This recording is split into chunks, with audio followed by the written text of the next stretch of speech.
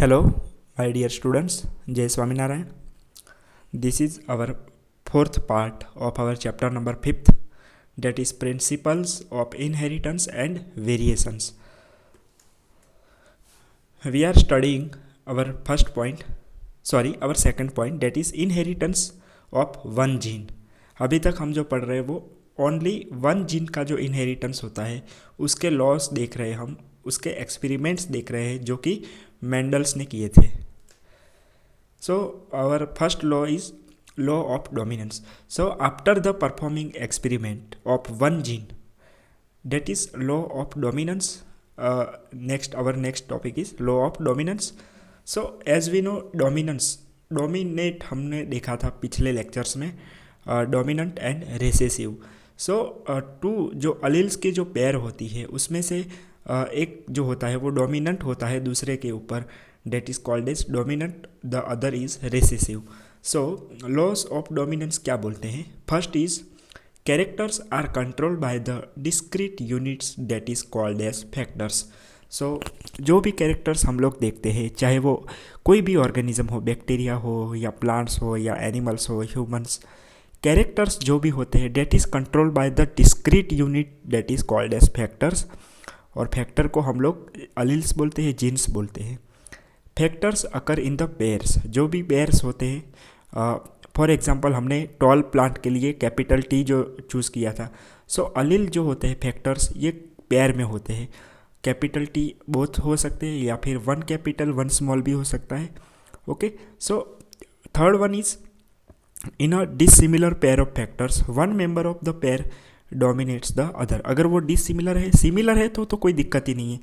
Okay, similar है तो उसकी जो फॉर एग्जांपल दोनों कैपिटल है दोनों स्मॉल है तो कोई प्रॉब्लम नहीं है, डिसिमिलर नहीं है. But one capital one small है सो डिसिमिलर होगी, तो उसमें से one member of the pair will dominate the other, that is recessive. So this is the law of dominance.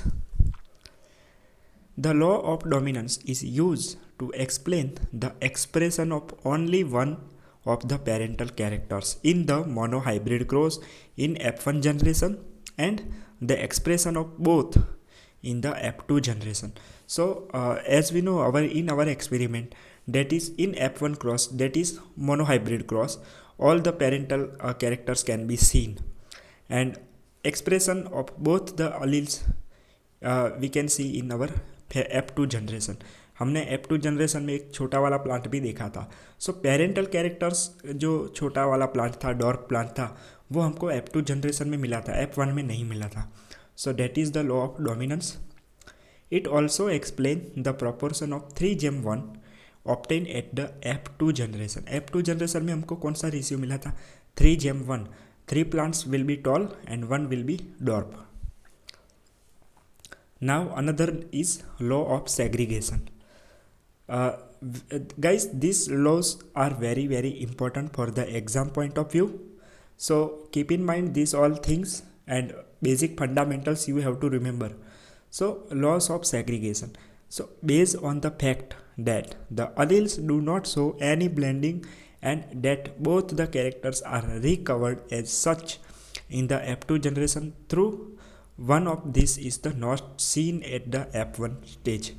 Segregation होना मतलब सेपरेट होना. लॉ ऑफ सेग्रीगेशन क्या बोलता है कि अलील्स जो होते हैं do not show any blending नहीं हुआ था. हमने देखा थे कि जो भी टॉल प्लांट्स हमको मिले थे वो सारे के सारे कंप्लीट उनके पेरेंट जितने ही टॉल थे, और जो डॉर्फ प्लांट जो हमको मिला था वो भी अपने पेरेंट्स जितना ही डॉर्फ था. दोनों का मिक्सिंग नहीं हुआ था. So that is the laws of segregation. Both the characters are recovered as such in the F2 generation and though one of this is not seen at the F1. मतलब कि F1 stage में हमको जो नहीं मिला था वो F2 में भी मिला, बट अपने पेरेंट्स के हिसाब से ही मिला था. No blending. Okay, that's why that is law of segregation. Now incomplete dominance. Incomplete dominance कब होता है और कैसे होता है? इनकम्प्लीट मतलब कि यहाँ पर कंप्लीट नहीं होता है. So when experiment on peas were repeated using other trait in the other plants. Okay, other plants की हम बात करें, other characters की बात करें. So it was found that sometime the F1 had a phenotype that did not resemble either of the two parents and was between the to. यहाँ पर ये कुछ नया होने जा रहा है, कुछ नया हो रहा है कि हमने जो पी प्लांट्स देखे थे वो कंप्लीट अपने पेरेंट्स जैसे ही थे, लंबा वाला लंबा था, छोटे वाला छोटा था। बट इन दिस केस यहाँ पर इनकम्प्लीट डोमिनेंस में क्या हो रहा है, सम टाइम क्या होगा, F1 जनरेशन में जो फिनोटाइप हमको मिल रहा है, phenotype meaning external features as we know, so did not resemble either of the parents, कि वो अपने पेरेंट्स के थोड़ा अलग दिख रहा है। ओके हम जब इसका फिगर देखेंगे तब हमको ज़्यादा पता चलेगा। And that was in between the two, कि वो दोनों पेरेंट्स के बीच वाला जो होगा वो हमको कैरेक्टर देखने को मिलेगा। The inheritance of flower colour in the dog flower that is snapdragon और antirrhinum species is a good example to understand the incomplete dominance. So here we have flower color is the character of dog flower, जो कि एंटीरिनम species का एक flower है Snapdragon, उसका हम example लेंगे यहाँ पर इनकम्प्लीट डोमिनेंस एक्सप्लेन करने के लिए, अंडरस्टैंड करने के लिए। So in a cross between the true breeding red flower that is both capital R and true breeding white flower that is small r, the F1 generation जो हमको मिलेगी that will be capital R small r was the pink colour. यहाँ पर red flower और white flower का जो true breeding हो रहा है उसमें हमें पिंक फ्लावर मिल रहा है F1 जनरेशन में। रिमेंबर डैट कि जो हमने पी प्लांट्स के एक्सपेरिमेंट्स देखे थे उसमें F1 में हमको टॉल या डॉर्फ के बीच वाला नहीं मिला था, बट यहाँ पर रेड और वाइट के बीच वाला मतलब कि पिंक कलर हमको मिल रहा है। When the F1 was self pollinated, the F2 resulted in the following ratio।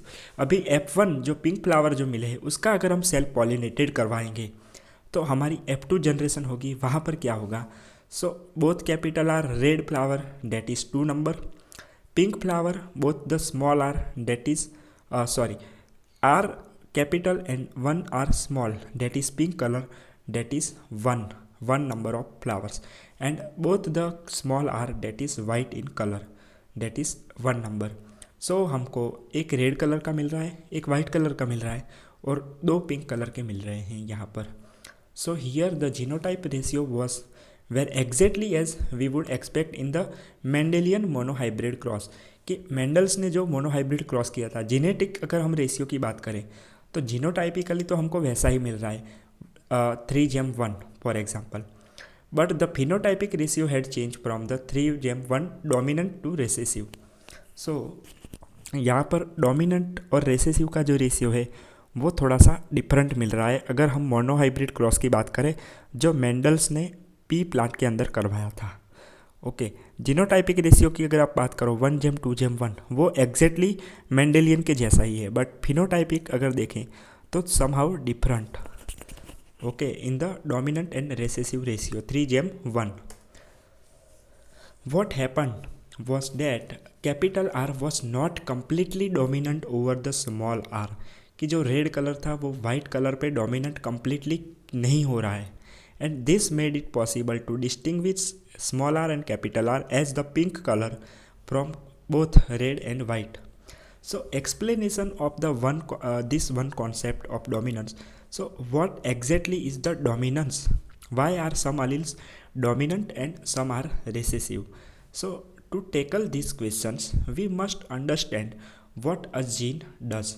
So ये सब समझने के लिए हमको जीन का जो फंक्शंस होता है we have to study that functions of gene, कि what is the role of genes, जो हमारे में जीन्स होते हैं उसका एक एग्जैक्ट रोल क्या होता है, वो कैसे मतलब ये डोमिनेंस जो हुआ है वो इनकम्प्लीट हो रहा है यहाँ पर। So every gene as you know by now contains the information to express a particular trait. As we know from our first lecture कि जीन्स का फंक्शन मेनली क्या होता है, कंटेन्स द इंफॉर्मेशन, जो हमारा बॉडी पूरे ऑर्गेनिज्म का जैसा भी बॉडी डिज़ाइन है वो इन्फॉर्मेशन होती है हमारे जीन के पास। In a diploid organism there are 2 copies of each gene, a pair of alleles. So here you have to differentiate between diploid organism and haploid organism. Diploid organism का जो sales होते हैं उन सेल्स के अंदर 2 copies present होती है एक जीन के लिए। Okay that is pair of alleles. Now this two alleles need not always be identical as in a heterozygote. Heterozygote का मतलब क्या होता है? हेट्रो मीनिंग डिफरेंट, जाइगोट में अगर दोनों डिफरेंट है अलील्स, आइडेंटिकल नहीं है, सेम टू सेम नहीं है, सो डेट इज़ हेट्रोजाइगोट। अगर सेम टू सेम होते तो we can call them homozygote. One of them may be different due to the some changes that it has undergone. अभी ये changes कहाँ पर हुए हैं, about which you will read further on and in in next chapter we will study about that, कि ये जो alleles के अंदर, जीन्स के अंदर जो डिफरेंस जो हुआ है वो कहाँ से और कैसे हुआ है। So we will study in next chapter. And which modifies the information that particular allele contain. Allele के पास जो इन्फॉर्मेशन होनी चाहिए थी, अलील का यहाँ पर चेंज हो गया, अलील चेंज हुआ, उसका उसमें थोड़ा सा डिफरेंस आ गया, तो वो जो उसकी इन्फॉर्मेशन है उसमें भी चेंज आ गया, तो वो जो फंक्शन है उसका उसमें भी चेंज आएगा। तो हमारी बॉडी उस हिसाब से बनती है, तो चेंज आएगा, तो चेंजिंग के हिसाब से हमारी बॉडी में भी चेंज आएगा। So that's why here red colour and white colour का जो एक्सपेरिमेंट था उसमें हमें पिंक कलर का फ्लावर मिल रहा है F1 जनरेशन में, बट F2 जनरेशन में हमें 2 पिंक कलर के फ्लावर मिल रहा है, एक रेड और एक white. So you can see here phenotypic ratio है 1:2:1 है, that is like the Mendelian monohybrid cross. But genotypic ratio अगर हम बात करें तो 1:2:1। Okay, so red pink white meaning pink are the 2 number यहाँ पर। Okay, so this is the difference between genotypic and phenotypic ratio. Okay, so this is very important. So this is the results of monohybrid cross in the plant snapdragon, where one allele is the incompletely dominant over the other allele. यहाँ पर incomplete dominance हुआ है, मतलब red भी नहीं है white भी नहीं है, पिंक कलर का जो मिला है that is incomplete dominance. Let's take an example of a gene that contains the information for the producing an enzyme. Okay, now there are 2 copies of this gene, the 2 allelic forms. So particularly ये जो jeans होते हैं वो काम कैसे करते हैं, मैं आपको एक स्टोरी बताता हूँ। जो हमारे बॉडी की जो इन्फॉर्मेशन है वो हमारे जीन्स के पास होती है, बट जीन्स उनको एक्सप्रेस कैसे करते हैं, मतलब कि जीन्स कैसे हमारी बॉडी बनाते हैं। सो जीन्स जो होते हैं डेट इज़ डीएनए, डीएनए में से हमारा mRNA बनता है, डेट इज़ मैसेंजर आरएनए बनता है। सब प्रोसीजर आप लोगों को 12th साइंस में ही, बायोलॉजी में ही आपको स्टडी करना है। So first of all DNA में से mRNA बनेगा, that is called as transcription process. And mRNA में से पूरा का पूरा जो प्रोटीन बनता है, जो हमारी बॉडी बनाता है protein, that is called as translation process. So first of all DNA में से आरएनए बना, डेट इज़ ट्रांसक्रिप्शन, आरएनए में से प्रोटीन बना, that is translation, and all this process is called as central dogma. Okay, so central dogma ये सब होता है, इसके हिसाब से ही हमारी बॉडी पूरी डिज़ाइन होती है। सो यहाँ पर हम जो एग्जांपल ले रहे हैं वो है enzyme. So enzyme is a protein, enzyme क्या है, प्रोटीन है एक। सो यहाँ पर प्रोडक्शन ऑफ एंजाइम हम देखेंगे। Now there are 2 copies of this gene and the 2 allelic forms. So हम देखेंगे कि कैसे एंजाइम बन रहा है और कैसे नहीं बन रहा है। Let us assume as is more common, that is normal allele produce the normal enzyme that is needed for the transformation of the substrate S। हमको एंजाइम, हमारी बॉडी को एंजाइम्स क्यों चाहिए कि पर्टिकुलर सबस्ट्रेट, पर्टिकुलर जो हमारी body के अंदर केमिकल रिएक्शंस हो रहे हैं उन केमिकल्स रिएक्शंस को स्पीड में लाने के लिए हमको एंजाइम्स रिक्वायर होते हैं, और एंजाइम्स प्रोटीन है जो कि हमारे जीन से बनते हैं। सो एंजाइम हमारी बॉडी को नॉर्मली चाहिए, नॉर्मल अलील अगर उसको नॉर्मली प्रोड्यूस करेगा तो वो नॉर्मली अपना रिएक्शन देगा। अगर थियोरिटिकली देखें the modified allele could be responsible for, अगर पॉसिबिलिटी देखें कि अगर अलील में चेंजेस आए हैं कुछ, तो एंजाइम जो बनाएगा वो उसमें भी चेंजेस आएंगे। सो पॉसिबिलिटी क्या क्या हो सकती है, फर्स्ट इज़ द नॉर्मल और लेस एफिशिएंट एंजाइम, या तो वो नॉर्मल एंजाइम बनेगा या फिर थोड़ा उससे कम क्वालिटी वाला एंजाइम बनेगा, या फिर नॉन फंक्शनल एंजाइम बनेगा, मतलब एंजाइम तो बना दिया लेकिन वो कुछ काम ही नहीं कर रहा है, नॉन फंक्शनल, तो वो भी प्रॉब्लम आ सकती है वहाँ पर। Then third possibility is no enzyme at all, मतलब वो एंजाइम ही नहीं बन रहा है, मतलब अलील में ऐसा चेंजेस आ गया, अलील का ऐसा मॉडिफिकेशन हो गया कि वो एंजाइम ही नहीं बना सकता। सो ये 3 पॉसिबिलिटी हो सकती है जिसकी वजह से हर एक ऑर्गेनिज्म के अंदर भी चेंजेस आते रहते हैं। So in the first case modified allele is equivalent to the unmodified allele. First case में क्या हो रहा है कि नॉर्मल एंजाइम बना भी रहा है और नहीं भी बना रहा है, लेस एफिशिएंट बना रहा है। So modified allele is equivalent to the unmodified allele, कि दोनों इक्विवेलेंट अमाउंट में ही है, मॉडिफाइड भी है और अनमॉडिफाइड भी है। So it will produce the same phenotype और ट्रेट और we can say result in the transformation of the substrate. तो यहाँ पर हमको नॉर्मली ही एंजाइम का फंक्शन मिलेगा। And such equivalent allele pair are very common, ये कॉमनली होता है। But if the allele produce a non functional enzyme और no enzyme the phenotype may be affected. यहाँ पर एंजाइम नहीं बन रहा है तो वहाँ पर फिनोटाइपिकली चेंजेस आएंगे, हमको एक्सटर्नल फीचर्स में चेंजेस देखने को मिलेंगे। सो द फिनोटाइप और trait will only be depend on the functioning of the unmodified Aleel.